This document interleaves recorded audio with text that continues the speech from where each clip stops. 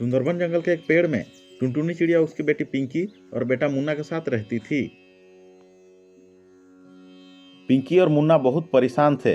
उनके माँ टुनटुनी अभी तक काम से नहीं लौटी थी। पिंकी दीदी, माँ ताई जी के घर बहुत देर से गई हुई है। अभी तक तो उन्हें आ जाने चाहिए था। मुझे भूख लगी है। भूख तो मुझे भी लगी है। चल हम दोनों ताई जी के घर से माँ को बुलाने चलते हैं। कुछ दिन पहले टुनटुनी चिड़िया का पति टुनू चिड़िया का एक दुर्घटना में मौत हो गया था। इस कारण टुनटुनी पर मुसीबतें आ गई। घर के खर्च के लिए पैसे नहीं थे, तो मजबूरी में टुनटुनी अपने जेठानी से पैसे मांगने गई। देख टुनटुनी, उधार तो मैं तुझे दे नहीं सकती। हाँ, मेरी नौकरानी काम छोड़ के चली गई है। अगर तू चाहे तो मैं तुझे साफ सफाई और बर्तन के काम के लिए रख सकती हूँ। बदले में तू पैसे और एक वक्त की रोटी ले लिया करना। ठीक है भाभी, कल से काम पर आ जाऊंगी। और तभी से टुनटुनी सुंदरी कौवी के घर नौकरानी बन के काम करने लगी। पिंकी और मुन्ना को बहुत भूख लगा था, इसलिए खुद अपने माँ को बुलाने अपने ताई जी के घर चले जाते हैं।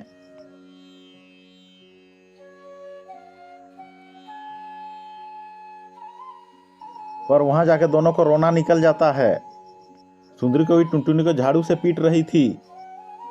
मेरा यकीन मानो भाभी, मैंने दूध का पतीला अच्छी से ढका था। मैंने ऊपर वजनदार बर्तन भी रख दिया था। मुझे मत मारो भाभी। एक तो नुकसान कर दिया, ऊपर से झूठ भी बोलती है। तूने पतीला ढका ही नहीं, इसलिए बिल्ली मुंह मार गई। वरना ढका हुआ होता तो कभी भी बिल्ली मुंह न मारती। सजा तो तुझे मिलेगी। अब इस महीने पैसा भी तुझे काट के दूंगी और आज खाना भी नहीं मिलेगी। हाँ। नहीं भाभी, ऐसा मत करो। मेरे बच्चे भूखे हैं, सुबह से कुछ नहीं खाया। आपका घर से जो खाना मिलता है वही मैं बच्चों को देती हूँ। माँ, माँ, अरे बच्चों, तुम और यहाँ। माँ, आप आई नहीं थी तो हम लोग आपको देखने आ गए। पर ताई जी आपको मार क्यों रहे हैं? ताई जी, आप माँ को मार क्यों रहे हैं? माँ को दर्द हो रहा है। दर्द हो रहा है तो मैं क्या करूं? दर्द तो मुझे भी हुआ है। मेरा 2 किलो दूध खराब हो गया है। इसके पैसे कौन देगा? पैसे को तो ऐसे ही वसूली करना पड़ेगा। चल जाए यहाँ से अपने बच्चों को लेकर। आज खाने को कुछ नहीं मिलेगा। कल काम पर आना, कल ही मिलेगा। टुनटुनी रोते हुए बच्चों को लेकर घर आ जाती है।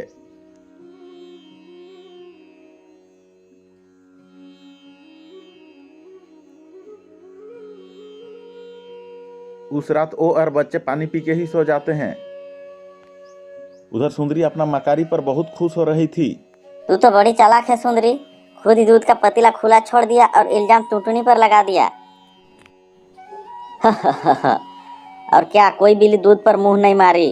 वो तो मैं जानबूझकर टुनटुनी पर झूठा इल्जाम लगा दिया कि ये पैसे बच जाए और उसे भी थोड़ा डर रहे। और डराना भी जरूरी है, वरना सर पर चढ़ जाएगी। टुनटुनी के जेठ और जेठानी एक नंबर का मकार थे। उन्हें वो गरीब माँ और बच्चे पर बिल्कुल तरस नहीं आई। अगले दिन बच्चों को समझा बुझाकर टुनटुनी काम पर चली जाती है। टुनटुनी की आंखें आंसुओं से भरी हुई थी और चुपचाप घर में झाड़ू लगा रही थी। काम करते हुए टुनटुनी को थोड़ी देर हो गई तो सुंदरी फिर से मारने लगी। एक तो काम देर से किया, ऊपर से ये झाड़ू भी तोड़ दी। अब कौन देगा ये झाड़ू का पैसे? मैंने झाड़ू नहीं तोड़ी भाभी, ये पहले से ही खराब हो रही थी। मैंने पहले भी कोई बार बोल चुकी थी कि झाड़ू खराब हो रही है। तुझे क्या लगता है मैं झूठ बोल रही हूँ? तूने ही तोड़ी है झाड़ू। मुझे नहीं पता।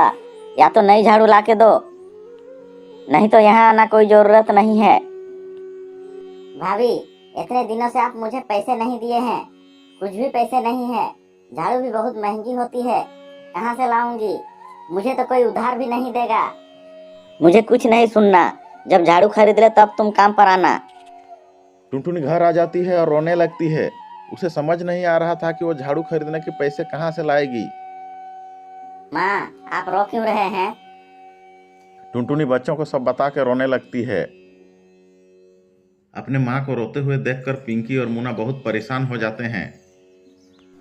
पिंकी दीदी, माँ के पास पैसा नहीं है, हमें ही माँ के लिए झाड़ू लानी होगी। पर मुन्ना, हमारे पास भी तो पैसा नहीं है। हम दोनों कैसे माँ के लिए झाड़ू खरीद कर ला सकते हैं?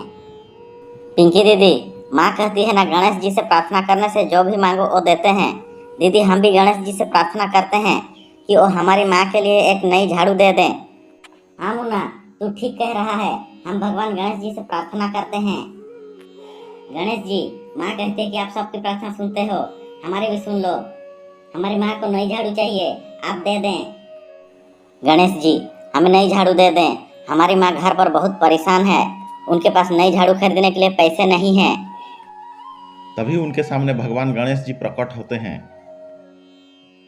बच्चों, तुमने मुझे मन से याद किया है, इसलिए तुम्हें ये झाड़ू दे रहा हूँ। अब तुम्हारे जीवन के सारे कष्ट दूर हो जाएंगे। जाओ, ये झाड़ू लेकर अपने माँ को दे दो। गणेश जी, माँ सच कहती है, आप प्रार्थना सुनकर जरूर मदद के लिए आते हैं। गणेश जी, आप बहुत अच्छे हैं। बच्चों की मासूम बातें सुनकर भगवान गणेश जी मुस्कुराते हैं और अंतर्ध्यान हो जाते हैं। पिंकी और मुन्ना घर आ जाते हैं।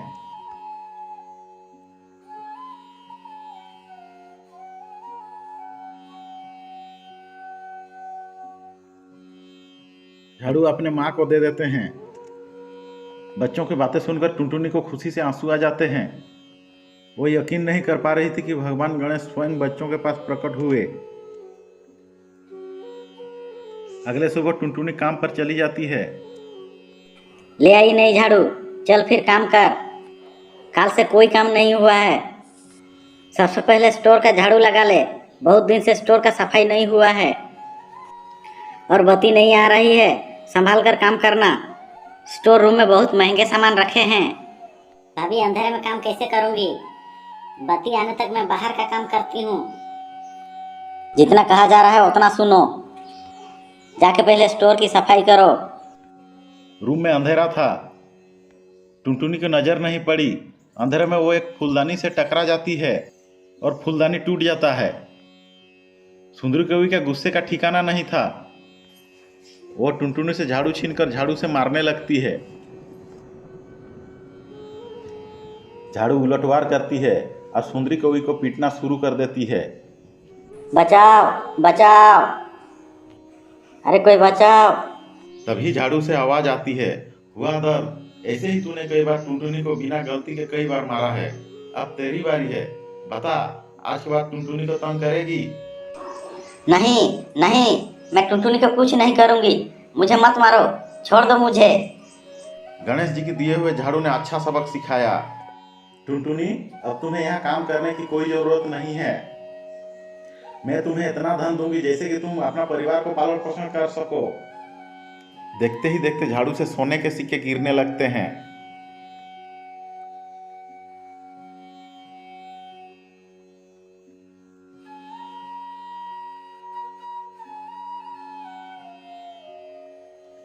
टुनटुनी, ये सारा धन तुम्हारा है, इसे ले जाकर तुम नई काम की शुरुआत करो। मेरा कार्य यही तक था, अब मैं जा रही हूँ। टुनटुनी भगवान गणेश जी को मन ही मन धन्यवाद कहा और उस दिन से अपने बच्चों के साथ खुशी से रहने लगी। दोस्तों, स्टोरी अगर पसंद आए तो लाइक, शेयर और सब्सक्राइब जरूर कर दीजिएगा। मिलते हैं अगले नए मज़ेदार स्टोरी में। तब तक के लिए गुड बाय।